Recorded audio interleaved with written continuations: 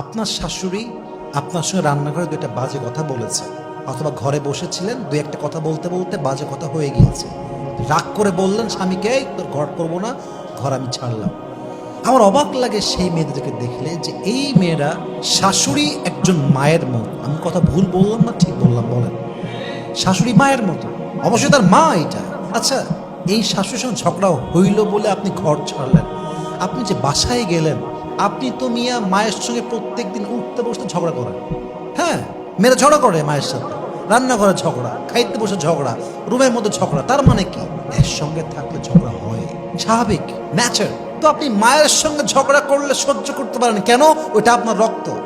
আর শাশুড়ির ঘরে সহ্য করতে পারেন না কেন? ওইটা আপনার রক্ত নয়। এই মাইন্ডসেট চেঞ্জ করেন। শাশুড়িকে একদম নিজের মায়ের মতো দেখবেন।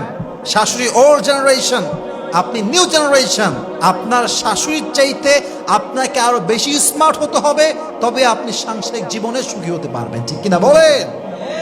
অনেক মেয়ে শাশুড়ির জ্বালায় যন্ত্রণায় সংসার ছেড়ে দেয়, কিন্তু তাকে কৌশলী হতে হবে, স্মার্ট হতে হবে, বুঝতে হবে এই বাড়ি হোক আর সেই বাড়ি হোক, উভয় জায়গায় মায়ের সঙ্গে ঝগড়া আছে না নাই? একজন মেয়ে সবসময় চায় যে আমার হাজবেন্ড আমাকে সাপোর্ট করুক, আমার সুখে দুঃখে আমার পাশে থাকুক। আমার ননদ যখন বাজে কথা বলবে, আমার হাজবেন্ড আমাকে ডিফেন্স করবে। আমার শাশুড়ি যখন আমাকে দুইটি কথা বাজে শোনাবে, আমার হাজবেন্ড কৌশলে এটাকে ডিফেন্স করবে। আমি যখন কোনো স্বপ্ন পূরণ করতে চাই, কেউ আমার পক্ষে নেই।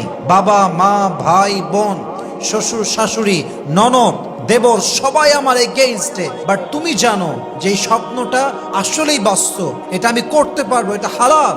আপনার হাজবেন্ড হিসেবে উচিত ওয়াইফকে 100 সাপোর্ট দিয়ে তার স্বপ্নকে বাস্তবায়ন করা, ঠিক কিনা বলেন? যদি আপনি কল্যাণ মনে করেন। অতএব মাথায় রাখতে হবে, একজন হাজবেন্ড হিসেবে you must have to be supportive, you must have to play your role like that.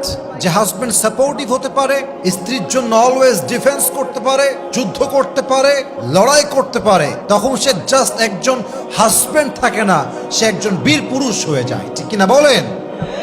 বীর পুরুষের গুণই হচ্ছে এটা, সে তার ওয়াইফকে সামনে রাখতে পারে, সে তার ওয়াইফের পক্ষ নিয়ে যুদ্ধ করতে পারে। বীর পুরুষ হচ্ছে সেই পুরুষ যে পুরুষ সব সহ্য করতে পারে, বাট বইয়ের বিরুদ্ধে কেউ একটা টু শব্দ করবে, একটা বাজে কথা বলবে, পুরুষ এটা চুল পরিমাণ বরদাস্ত করতে পারবে না, ঠিক কিনা বলেন? এটাই হচ্ছে বীর পুরুষ, এটাই হচ্ছে বাহাদুর পুরুষ। অতএব you must have to be supportive husband for your wife. আপনার ওয়াইফের জন্য সাপোর্টিভ রোল প্লে করবেন। আল্লাহর হাবিব বলেছেন, খায়রুকুম লিআহলি, তোমাদের মাঝে সর্বসেরা হচ্ছে সেই ব্যক্তি যে তার বউয়ের কাছে সেরা। যে বউয়ের কাছে সেরা সে আল্লাহর কাছে সেরা, যে বউয়ের কাছে সেরা সে রাসূলের কাছে সেরা, যে বউয়ের কাছে সেরা আল্লাহ জান্নাতে যাওয়ার জন্য নিজেই তাকে রহমতের বর্ষণ করবে। সুবহানাল্লাহ পড়েন সবাই।